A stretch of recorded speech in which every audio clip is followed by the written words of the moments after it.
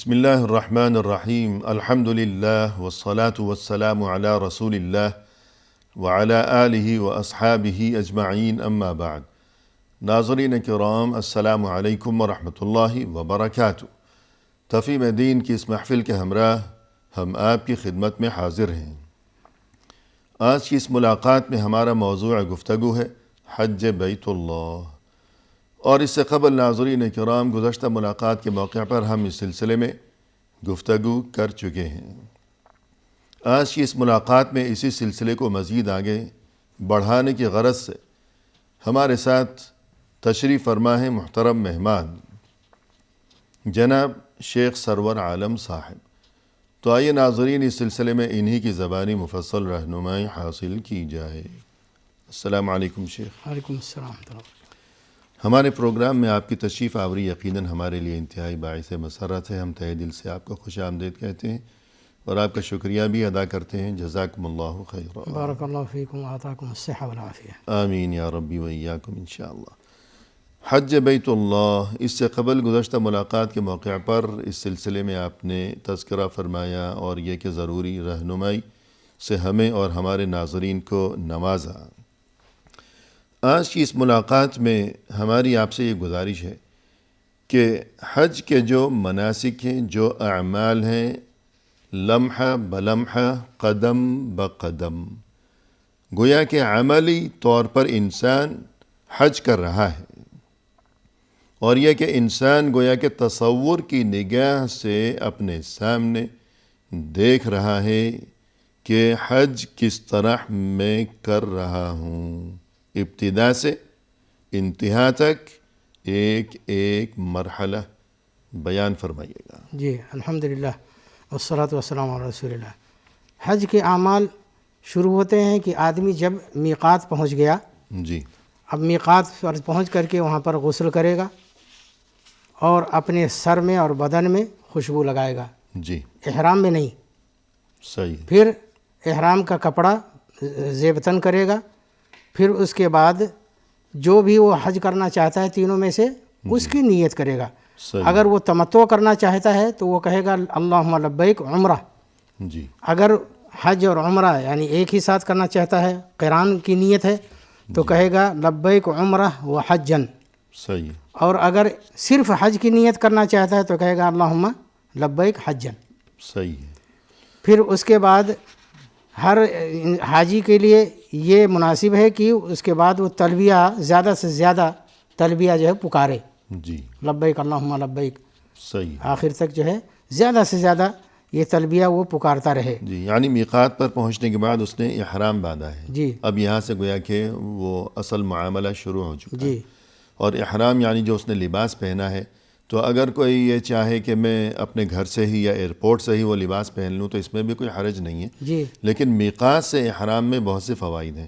پہلی بات تو یہ کہ اس میں اتباع سنت ہے کہ رسول صلی اللہ علیہ وسلم نے میقات سے ہی احرام باندھا، اور دوسری اس میں حکمت یہ بھی ہے کہ احرام کا جب آغاز ہو گیا تو بہت سی پابندیاں اس پر گویا کہ لاگو ہو گئیں، تو قبل از وقت خود کو پابندیوں میں جکڑ لینا یہ کوئی مناسب بات نہیں ہے۔ جی تو میقات پر پہنچ کر اس نے غسل کیا ہے، وہ مخصوص لباس پہنا ہے، پھر اس کے بعد رسول صلی اللہ علیہ وسلم کی سنت پر عمل کرتے ہوئے کہ یہ جو اتباع سنت ہے یہ تو انسان کے لیے سراسر خیر ہی خیر ہے۔ تو سواری پر سوار ہو جانے کے بعد اب وہ تلبیہ کہے گا، نیت کرے گا وغیرہ وغیرہ۔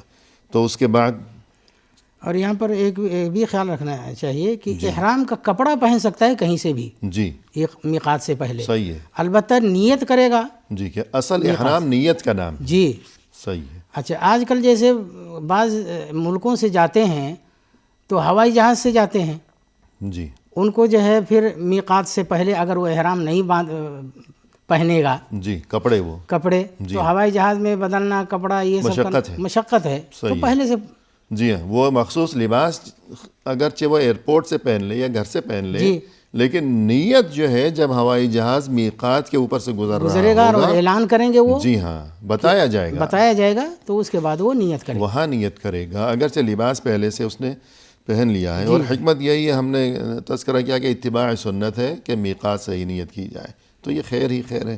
اور یہ کہ پابندیوں میں کیوں پہلے سے خود کو جکڑ لے جی انسان. اور اس کے بعد کیا ہوگا؟ اب میقات سے آگے بڑھے ہیں. جی اگر اس کو خوف ہے کہ کوئی رکاوٹ آ جائے گی اور وہ حج مکمل نہیں کر سکتا جی تو اس کے لیے سنت طریقہ یہ ہے کہ وہ شرط لگائے جی احرام کے وقت. جب وہ نیت کرتا ہے احرام کی تو اس وقت جو ہے وہ شرط لگائے اور کہے کہ اللہم ان حبسنی حابس فمحلی حیث حبستنی، جی کہ اگر کوئی رکاوٹ آ گئی اور اس نے مجھے روک دیا تو جہاں پر تو نے روک دیا میں وہیں رک جاؤں گا، وہیں رک حلال جاؤں ہو گا اور جاؤں وہیں گا. حلال ہو جاؤں گا. جی اپنی زبان میں بھی کہہ سکتے ہیں، جی اردو میں یا کہہ کوئی سکتے ہیں. جی یعنی اگر اسے ڈر ہے کہ شاید میں یہ حج پورا کر سکوں یا نہ کر سکوں، شاید کوئی رکاوٹ، کوئی راستے میں گڑبڑ ہے یا صحت کے مسائل ہیں، تو احرام باندھتے وقت شروع میں ہی وہ یوں کہہ سکتا ہے کہ اگر جہاں مجھے رکنا پڑ گیا مجبوراً اور حج چھوڑ کے لوٹنا پڑ گیا تو وہاں میں حلال ہو جاؤں گا. تو اس چیز کی گنجائش ہے، یعنی پھر اس پر کوئی دم وغیرہ یہ سب چیزیں نہیں ہوں گی. وہاں پر ایک بات کی طرف خبردار کرنا یہ بھی ہے کہ بعض لوگ یہ سمجھتے ہیں کہ احرام کے لیے کوئی نماز ہے، جی 2 رکعت پڑھتے ہیں، حالانکہ صحیح. کوئی مخصوص نماز نہیں ہے. ہاں اگر وہاں کوئی نماز کا وقت ہو رہا ہے وہ نماز پڑھ لے جی کوئی فرض نماز وہاں جماعت کا وقت ہے تو تو وہ پڑھ لے، لیکن کوئی مخصوص نماز نہیں ہے الا یہ کہ اگر ذوالحلیفہ سے جی وہ احرام باندھ رہا ہے تو وہاں پر احرام کے لیے نہیں نماز پڑھے گا بلکہ اس مقدس وادی کی برکت اور اس کے تقدس کے لیے. صحیح ہے. جیسے کہ اللہ کے رسول صلی اللہ علیہ وسلم سے جبریل علیہ السلام آئے اور کہا کہ صلی فی ھذا الوادی المبارک، اس مبارک وادی میں آپ نماز پڑھیں. صحیح ہے. جی تو یہ ذوالحلیفہ کے ساتھ مخصوص ہے جی جو کہ اہل مدینہ کی میقات ہے. اور جب وہ آگے بڑھے گا میقات سے، احرام کی حالت میں ہے اب وہ، تو کیا اس کے لیے؟ جی اب اس کے بعد وہ وہاں سے جائے گا اور مسجد حرام میں داخل ہوگا، جی بیت اللہ شریف میں. پھر اس کے بعد وہ 7 چکر لگائے گا، کعبہ کا طواف کرے گا جی اور وہ طواف شروع کرے گا حجر اسود سے. جی اگر وہ استلام کر سکتا ہے، بوسہ دے سکتا ہے تو دے، نہیں تو دور سے اشارہ کر کے چلا جائے، وہیں سے شروع کرے. صحیح ہے. پھر اس کے بعد جو ہے حجر اسود سے شروع کرے گا اور یہ کہ بیت اللہ جو ہے اس کے بائیں ہاتھ پہ ہونا چاہیے. جی صحیح ہے. اس کے بعد پھر اس کے بعد وہ اللہ اکبر کہہ کے پھر وہاں سے چلے گا اور اس کے لیے اجتباع، وہی جو پہلے کی دائیں کندھے کے نیچے سے چادر کرنا اور دائیں کندھے کو کھلا رکھنا. یہ صرف پہلے طواف میں. پہلے طواف میں. جی صحیح ہے. اور اس کے بعد یہ ہے کہ مشغول ہے طواف میں. ہاں طواف میں جو بھی اس کو یاد ہے اور جو دعا کرنا چاہتا ہے وہ دعا کرے، ذکر و اذکار کرے، تلاوت قرآن بھی اس کے لیے کرنا جائز ہے. صحیح ہے. اور وہاں کوئی خاص دعا نہیں کہ وہ جیسے پہلے بتلایا گیا کہ پہلے چکر میں یہ دعا کرو، پہلے چکر میں یہ دعا، اور اس کے بعد شور مچاتے ہیں لوگوں کو کہ دعاؤں میں خلل ہوتا ہے. جی ہاں اللہ کے رسول صلی اللہ علیہ وسلم سے ایک دعا ثابت ہے جو حجر اسود اور رکن یمانی کے درمیان جی کرنے کا کہ ربنا آتنا فی الدنیا حسنہ وفی الآخرۃ حسنہ وقنا عذاب النار. تو یہ پڑھنا مشروع ہے صرف اس جگہ پر. جی اور یہ وہ 2 کونے ہیں، یعنی حجر اسود سے طواف کا آغاز کیا ہے، یہ پہلا کونا ہے. جی اس کے بعد دوسرا کونا آئے گا جو کہ رکن شامی ہے، پھر تیسرا کونا آئے گا وہ بھی رکن شامی ہے. پھر جب چوتھا کونا آئے گا یعنی پہلا، دوسرا، تیسرا، چوتھا، تو یہ رکن یمانی ہے. جی رکن یمانی سے جب آگے بڑھے گا حجر اسود کی طرف تو اس جگہ پر رکن یمانی سے حجر اسود کی طرف بڑھتے ہوئے اس مقام پر یہ مخصوص دعا سنت ہے. ربنا آتنا فی الدنیا حسنہ وفی الآخرۃ حسنہ. رکن یمانی جو ہے اس کا استلام کرنا مشروع ہے اگر کر سکتا ہے تو. جی صحیح ہے. اس کو بوسہ نہیں دینا ہے اور اگر نہیں استلام کر سکتا ہے تو اس کو اشارہ بھی نہیں کرنا ہے. جی کچھ بھی نہیں کرنا ہے، یوں ہی گزر جانا ہے. اور یہاں یہ تذکرہ بھی ہو جائے کہ رکن یمانی، رکن شامی، یہ نام کیوں ہے؟ یہ نام اس وجہ سے ہے کہ رکن یمانی یعنی وہ کعبہ کے اس طرف ہے کہ جو ملک یمن کی جانب ہے. جی اور جو رکن شامی ہے وہ اس طرف ہے کہ جو ملک شام اور فلسطین اور بیت المقدس وغیرہ کی طرف ہے. تو اس مناسبت سے یہ نام مشہور چلے آ رہے ہیں. اور اس کے بعد پھر کیا ہوگا؟ طواف اس نے پورا کر لیا، یہ اس کے 7 چکر یعنی پہلا طواف قدوم اس کا مکمل ہو گیا. اب کیا کرے گا؟ جی اس کے بعد پھر وہ آدمی جو ہے جو طواف ختم ہو گیا، اور اس کے بعد وہ طواف ختم کرنے کے بعد وہ چادر جو ہے جو داہنا کندھا کھلا رکھے ہوئے تھا صحیح ہے، اس کو پھر ڈھانک لے گا، جی پھر جا کر کے مقام کے پیچھے 2 رکعت نماز پڑھے گا، جی، مقام کون سا؟ مقام ابراہیم، صحیح ہے، اس کے پیچھے نماز پڑھے گا۔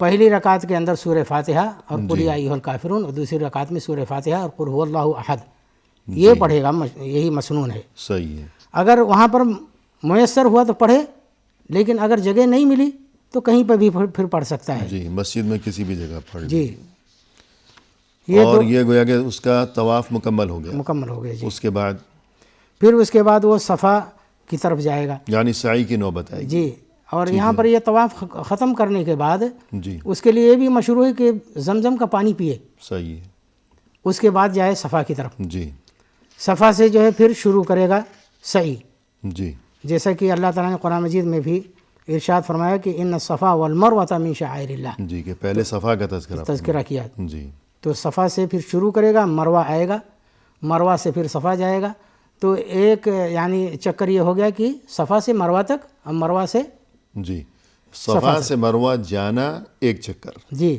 مروہ سے واپس صفا آنا 2 چکر، یوں ہر جانا ایک چکر، ہر واپس پلٹنا الگ ایک چکر ہے۔ چکر، جی، تو یوں صفا 7 سے چکر شروع ہوگا اور مروہ ہی پر ختم ہوگا۔ یعنی درمیان میں اگر اسے کچھ غلط فہمی ہو گئی کہ کتنے ہو گئے چکر، تو وہ حساب لگائے کہ اگر اس کا 7واں آخری چکر مروہ پر بن رہا ہے جی تو گویا اس کی گنتی صحیح چل رہی ہے، جی بالکل، ورنہ کوئی گویا کہ اس سے اونچ نیچ ہو گئی ہے۔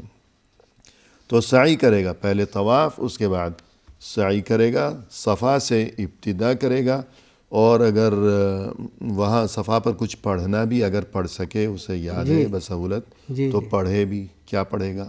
اس میں جیسے اللہ کے رسول صلی اللہ علیہ وسلم سے ثابت ہے کہ فرماتے ہیں کہ انہوں نے، اللہ کے رسول صلی اللہ علیہ وسلم نے فرمایا کہ صفا پر لا الہ الا اللہ واللہ اکبر، اللہ اکبر، اللہ اکبر وللہ الحمد، لا الہ الا اللہ وحدہ لا شریک لہ، لہ الملک ولہ الحمد وہو علی کل شیء قدیر، لا الہ الا اللہ وحدہ انجز وعدہ ونصر عبدہ وحزم الاحزاب وحدہ۔ جی، یہ دعا پڑھے گا، کلمہ دعا پڑھے، اور اپنے لیے جو چاہے جو بھی دعا چاہے مانگے۔ جی، اور قبلہ رخ ہو، ہاتھ بھی اٹھائے، یہ بھی سنت ہے۔ تو حج کے دوران 6 ایسے مواقع ہیں جہاں باقاعدہ قبلہ رخ ہو کر، دونوں ہاتھ اٹھا کر دعا جو ہے ثابت ہے، مسنون ہے۔ مسنون ہے۔ ان میں سے پہلا مقام یہ ہے، یعنی صفا پر جی جی جو ابتدا کی جا رہی ہے سعی کی۔ تو فی الحال وقفہ لیں گے۔ ناظرین کرام، فی الحال لیتے ہیں ایک مختصر سا وقفہ، ہمارے ساتھ ہی رہیے گا۔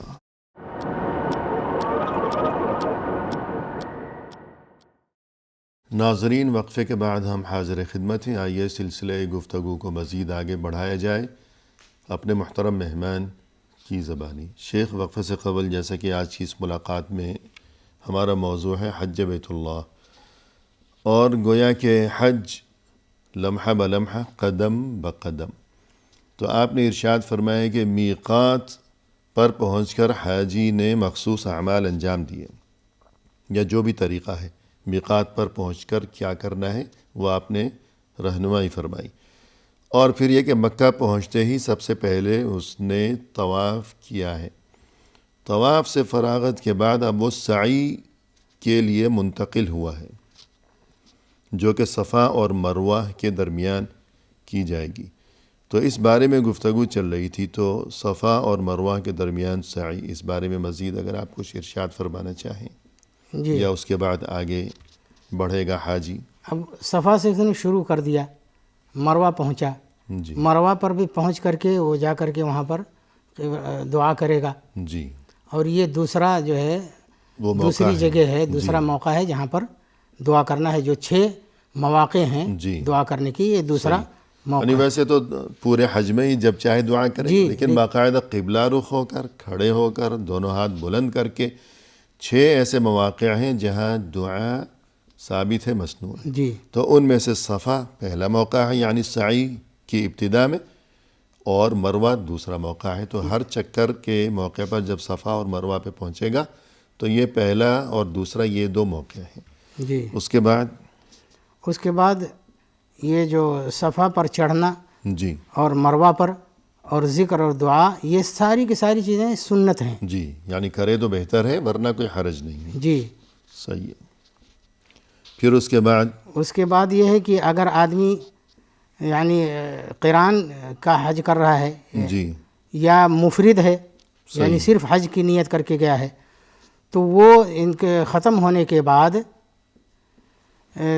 حالت احرام میں ہی حالت احرام ہی میں رہے گا. جی یعنی اس کا طواف بھی ہو گیا، سعی بھی ہو گئی، لیکن وہ احرام نہیں کھولے گا. جی اسی حالت میں رہے گا. جی. یہاں تک کہ جب حج کے دن آئیں گے تو حج بھی مکمل کرے گا اسی احرام میں. لیکن اگر متمتع ہے یعنی حج تمتع کر رہا ہے تو وہ کیا کرے گا؟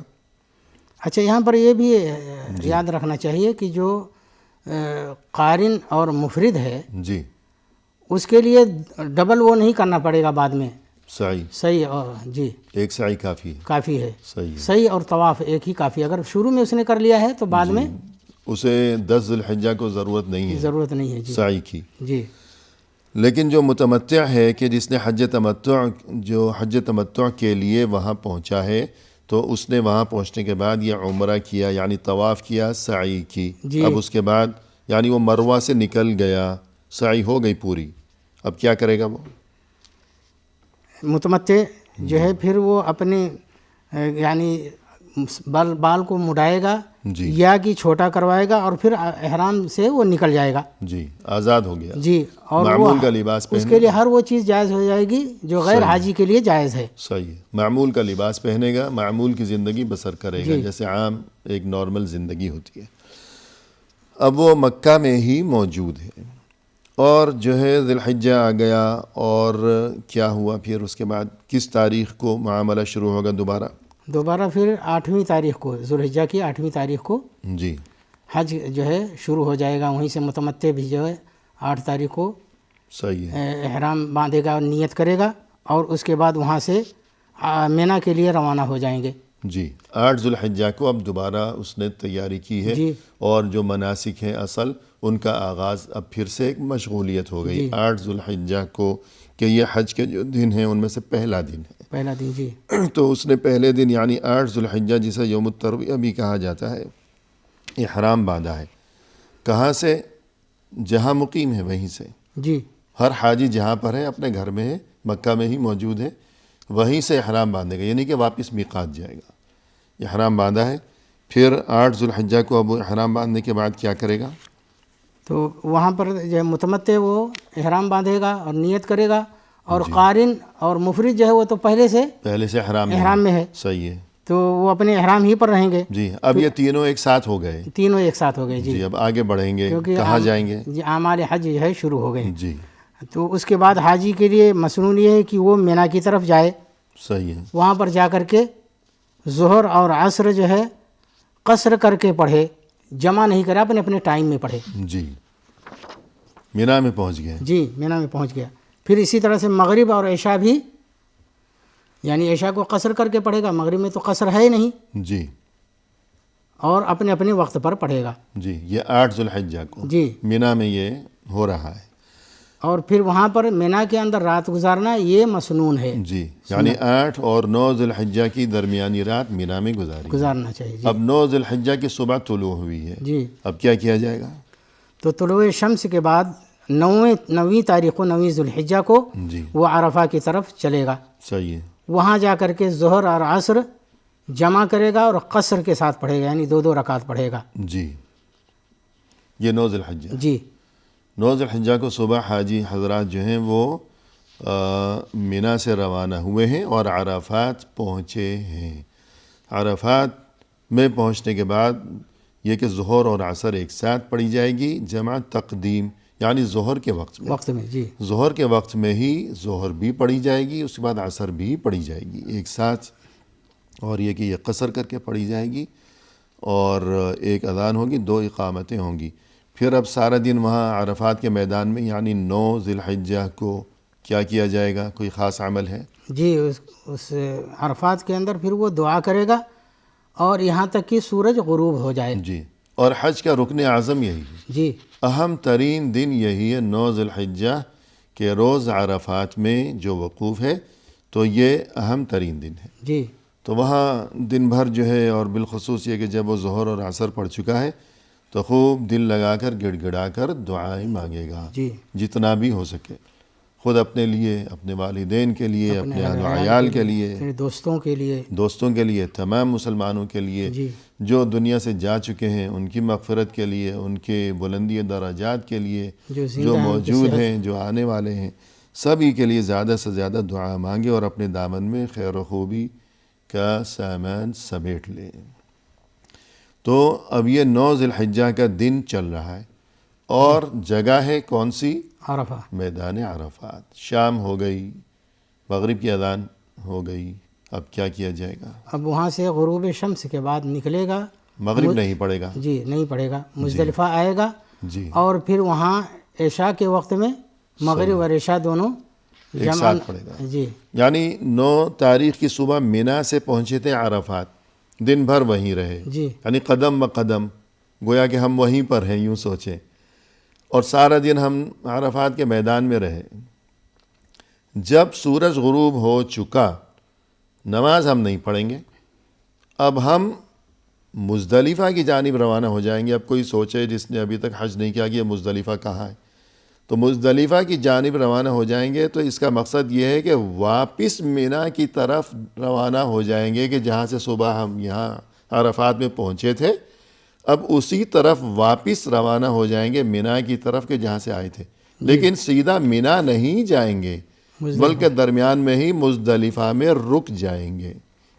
اب رک کر وہاں کیا کریں گے؟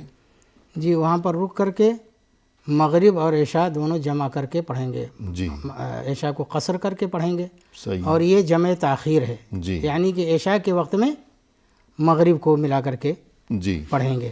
وہاں مغرب اور عشاء پڑھی گئی مزدلفہ کے میدان میں، اب اس کے بعد وہ وہاں پر مزدلفہ میں رات کو سو جائے گا، جی وہاں پر پھر نماز پڑھنا، ذکر و اذکار کرنا بھی رات میں مشروع نہیں ہے، صحیح ہے، آدمی سو جائے، جی آرام کرے گا، آرام کرے، جس کو جہاں جگہ ملی، وہاں پر آرام کرنے ہی میں ثواب ہے، یہی سنت جی ہے۔ صحیح ہے، پھر اس نے رات گزار لی، صبح وہ اٹھا فجر کے وقت، جی اب 10ویں ذی الحجہ ہو گئی ہے، جی 10 ذی الحجہ کی صبح طلوع ہو گئی ہے، مزدلفہ میں رات گزاری ہے، اب صبح طلوع ہو گئی 10 ذی الحجہ کی، جی اب کیا کرے گا؟ فجر کی نماز پڑھے، جی فجر کی نماز کے بعد وہ خوب دعا کے اندر لگ جائے، صحیح ہے، یہاں تک کہ یعنی کہ روشنی، سورج جو ہے اچھی طرح سے چمکنے لگے، جی اس کے بعد وہاں سے پھر کوچ کرے گا، صحیح ہے، کہاں جائے گا پھر مینا کی طرف، جی یعنی واپس اور آگے جا جائے گا، رہا ہے، جی مینا کی طرف جائے گا، مینا سے ہی آیا تھا،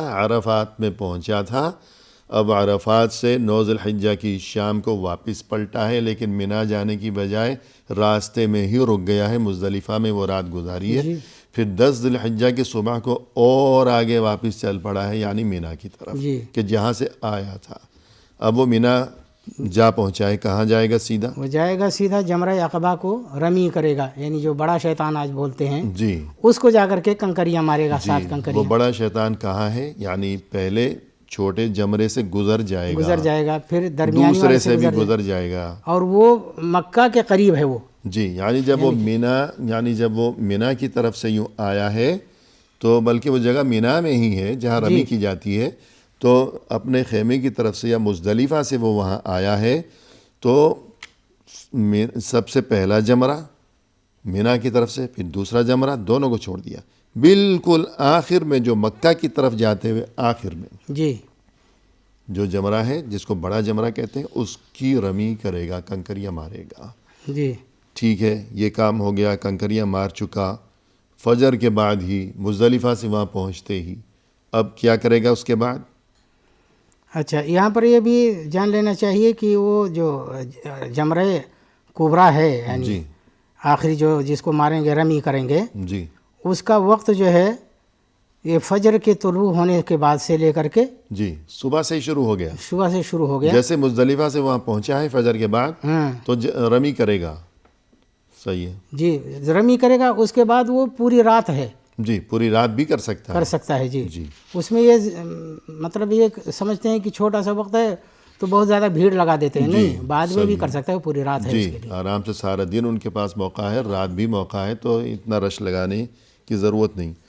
تو رمی کر چکا، اب کیا کرے گا؟ اور 10 ذو الحجہ چل رہا ہے جی، اس کے بعد وہ اپنے سر کو موڑے گا یا بال چھوٹا کروائے گا، پھر اس کے بعد طواف افاضہ کرے گا۔ لیکن جب وہ سر منڈوا چکا یا ترشوا چکا اپنے بال، اب وہ کپڑے پہن سکتا ہے۔ جی، یہ گویا کہ بہت اہم بات ہے، معلوم ہونی چاہیے ہر حاجی کو کہ 10 ذو الحجہ کو جب اس نے رمی کر لی، سر منڈا لیا یا بال کٹوا لیے، تحلل اول ہو گیا۔ اب وہ احرام کا جو لباس ہے اس سے آزاد ہو سکتا ہے، کپڑے بدل سکتا ہے، نہا دھو کر اپنے معمول کے کپڑے پہن لے۔ جی، اور اگر ویسے ہی موقع نہیں ہے کپڑے بدلنے کا یا جو کوئی بھی ہے اور طواف کرنے چلا گیا تو وہ الگ بات ہے، لیکن جو احرام کی پابندیاں تھیں ان سے تحلل اول ہو چکا ہے، سوائے یہ کہ ازدواجی تعلقات قائم جی ہاں، اس کی ابھی اجازت نہیں ہے ابھی۔ جی، تو 10 ذو الحجہ چل رہا ہے، صبح وہ مزدلفہ سے پہنچا ہے، رمی کی ہے، اس کے بعد بال منڈوائے ہیں،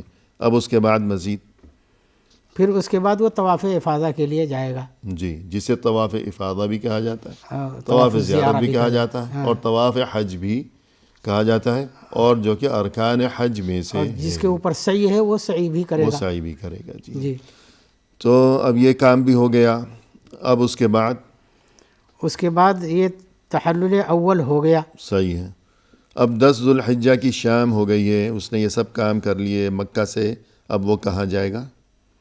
واپس منی آئے گا، سارے کام کر لیا، پھر اب منی آئے گا، واپس منی آئے گا۔ جی، مکہ میں ہی افاضہ وغیرہ سب کر لیا، وہاں نہیں رکے گا؟ نہیں، وہاں نہیں رکے گا، کیونکہ یہ جو ایام تشریق میں جو راتیں جو ہیں تینوں مبیت جو ہے یہاں پر منی میں کرنا ہے۔ صحیح ہے، ابھی وقفہ لیتے ہیں۔ ناظرین کرام، فی الحال لیتے ہیں مختصر سا وقفہ، ہمارے ساتھ ہی رہیے گا۔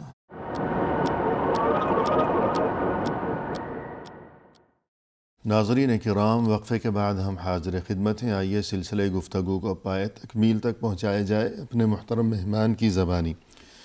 شیخ، جیسا کہ آج کی اس ملاقات میں ہمارا موضوع گفتگو ہے حج بیت اللہ، تو وقفے سے قبل گفتگو یہ چل رہی تھی کہ حج کے اعمال لمحہ بلمحہ، قدم بقدم، تو میقات سے ہم نے اس سفر کا آغاز کیا تھا، مکہ پہنچے تھے اور ہم نے وہاں پہنچنے کے بعد طواف کیا تھا، پھر سعی کی تھی، اور یہ کہ اگر ہم حج تمتع کر رہے ہیں تو ہم حلال ہو گئے تھے، احرام کھول دیا تھا، معمول کا لباس پہن لیا تھا، جی، اور اگر ہم حج قران یا افراد کر رہے ہیں تو ہم بدستور احرام میں ہی رہے۔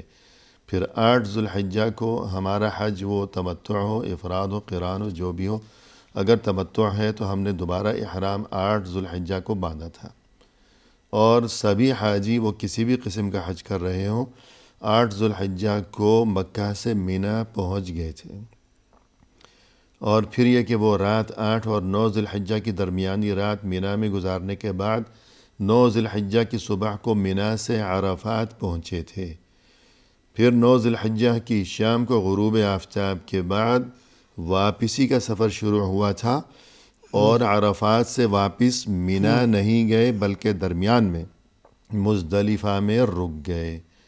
وہ رات یعنی 9 اور 10 ذو الحجہ کی درمیانی رات مزدلفہ میں بسر کی، پھر 10 ذو الحجہ کی صبح فجر کے بعد مزدلفہ سے مزید واپس آگے یعنی منی جا پہنچے ہیں، اور سیدھا وہاں رمی کے لیے گئے ہیں، بڑے جمرہ کی رمی کی ہے، صرف ایک جگہ رمی کی ہے۔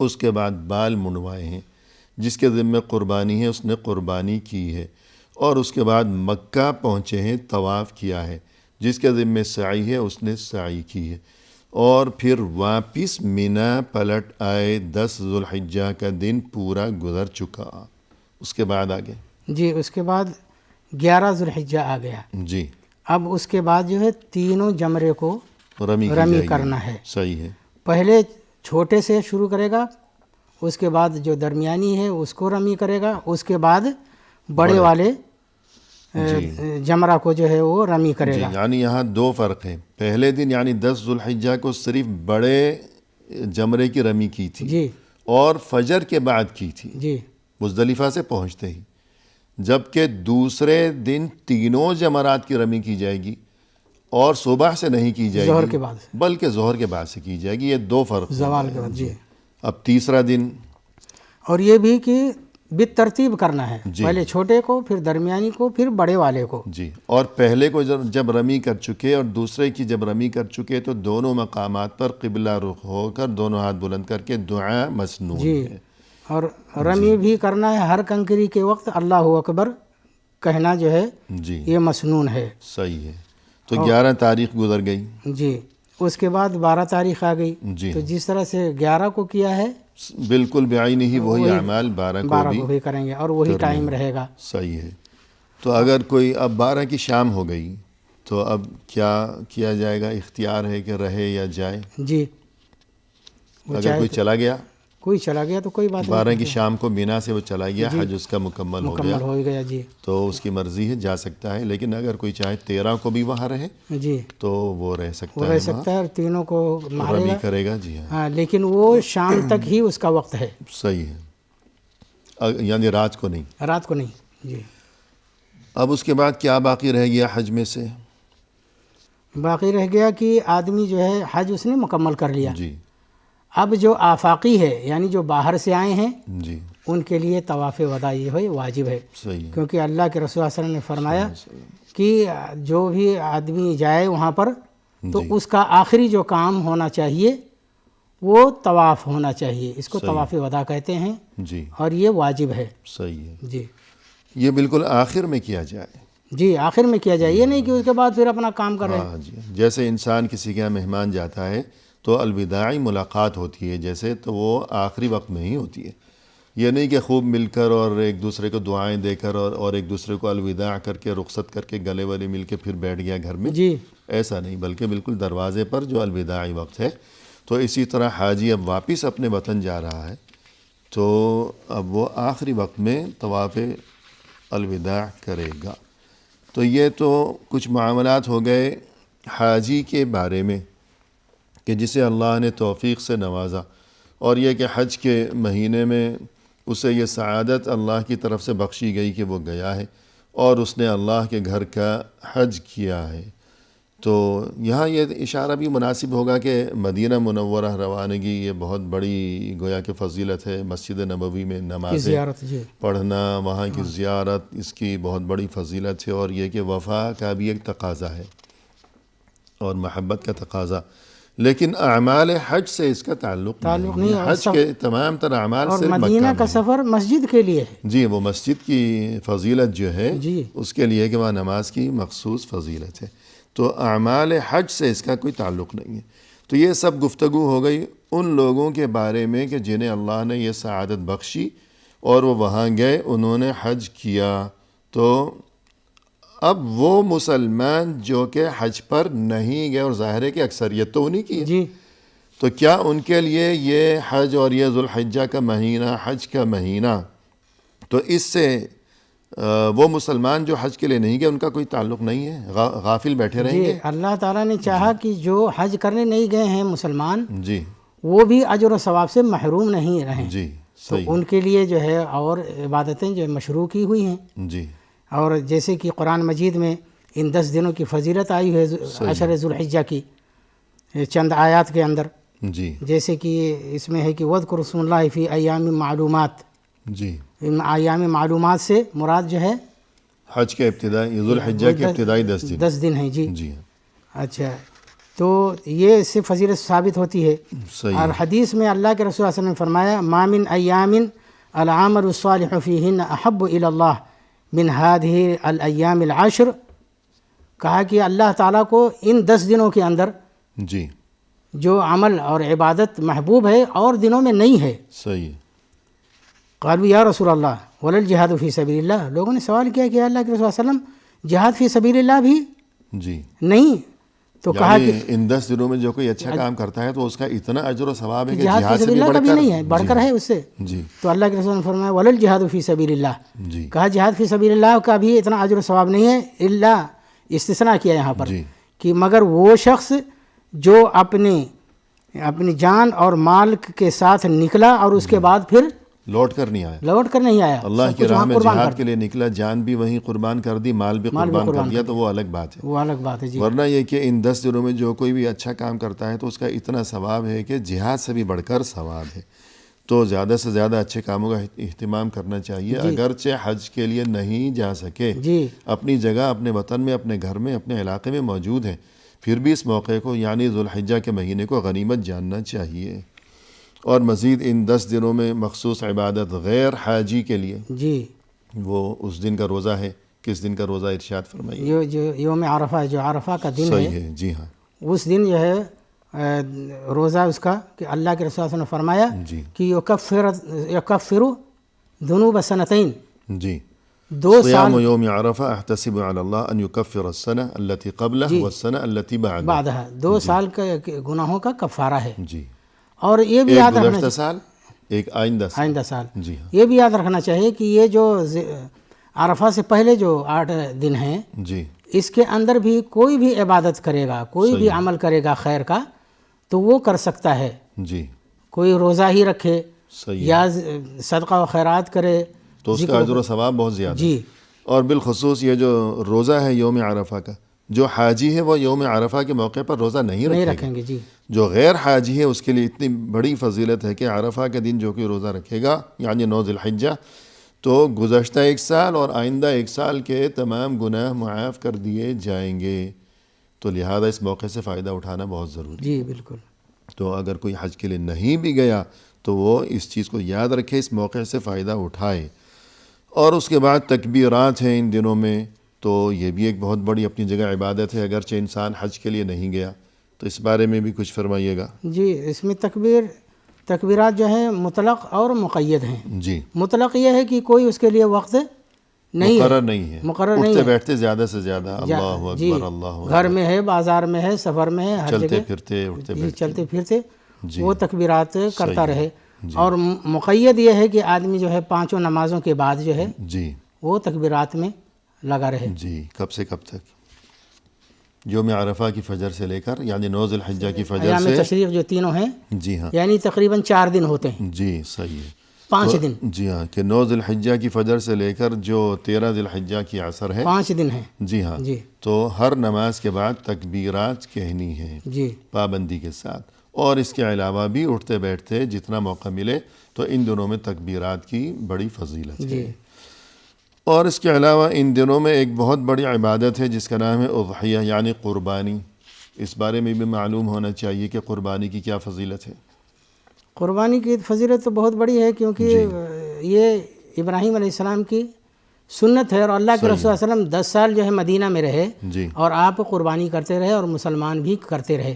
البتہ یہاں پر یہ خیال رکھنا چاہیے کہ قربانی کی فضیلت کے اندر کوئی حدیث ثابت نہیں ہے, جی, لیکن اللہ کے رسول صلی اللہ علیہ وسلم کا یہ کرنا اور اس کے بعد جو ہے ہمیشہ کرنا 10 سال تک, جی, یہ اس بات کی دلیل ہے کہ اس فضیلت سے جی, خالی نہیں ہے. صحیح ہے. اور پھر قرآن مجید میں حکم بھی ہوا ہے کہ فصلی لربک وانحر. جی, تو مفسرین نے یہ بتلایا ہے کہ یہ عید الاضحیٰ کی نماز اور وہ قربانی سے مراد ہے. صحیح ہے. جی, تو قربانی جو اس قدر افضل ترین عمل ہے تو یہ بھی انہی دنوں میں ہے ذو الحجہ میں. تو اگر کوئی حج پر نہیں بھی گیا تو وہ اپنے گھر میں اپنے وطن میں رہتے ہوئے یوں اجر و ثواب کا حقدار گویا کہ وہ بن سکتا ہے کہ یہ تمام اچھے کام کرے, تکبیرات کی پابندی کرے, یوم عرفہ کا روزہ رکھے, اور یہ کہ قربانی بھی کرے. اور جب قربانی کی جاتی ہے تو ایک تو ابراہیم علیہ السلام کی سنت ہے, اس سنت کا احیاء, اس کی تجدید ہے, اس کو زندہ کرنا, یہ اپنی جگہ ایک بڑی چیز ہے. دوسرا اس جذبے کو تازہ کرنا ہے کہ ابراہیم علیہ السلام نے جس طرح وہ چھری جو ہے وہ چلانے کی تو کوشش کی جی بیٹے پر, وہ لمبی بات ہے پس منظر, تو لیکن اللہ کو تو بس آزمائش مقصود تھی. تو ابراہیم علیہ السلام کی سنت کو تازہ کرتے ہوئے ہم جو قربانی کریں تو دل میں یہ نہ ہو کہ بس گوشت کھائیں گے وغیرہ وغیرہ. ٹھیک ہے, گوشت کھانا بھی جو ہے وہ بھی درست ہے اپنی جگہ, لیکن اصل اس جذبے کو تازہ کرنا مقصود ہے کہ اپنی تمام ناجائز خواہشات کے گلے پر ہم نے چھری چلا دی. جی بالکل, یہ جذبہ اور یہ فلسفہ ہے, یہ سبق تازہ کرنا مقصود ہے کہ جتنی ہماری ناجائز خواہشات ہیں ان کے گلے پر ہم نے چھری چلا دی. جانور کے گلے پر چھری چلاتے ہوئے یہ جذبہ بیدار کرنا مقصود ہے. جی پروگرام کے اختتام پر ہم تہہ دل سے آپ کا شکریہ ادا کرتے ہیں کہ آپ تشریف لائے, آپ نے رہنمائی فرمائی. اللہ تعالیٰ آپ کے علم میں, آپ کے عمل میں, آپ کی عمر میں مزید خیر و برکت عطا فرمائیں. جزاکم اللہ خیر. آمین بارک اللہ فیکم جزاکم اللہ خیرا. آمین یا رب. اور اسی کے ساتھ اختتامی موقع پر ناظرین کرام ہم آپ کا بھی شکریہ ادا کرتے ہیں کہ آپ نے ہمارا یہ پروگرام دیکھا، اور اس دعا کے ساتھ کہ اللہ تعالی ہم سبھی کی ہر عبادت کو اپنی بارگاہ میں شرف قبولیت سے نوازے.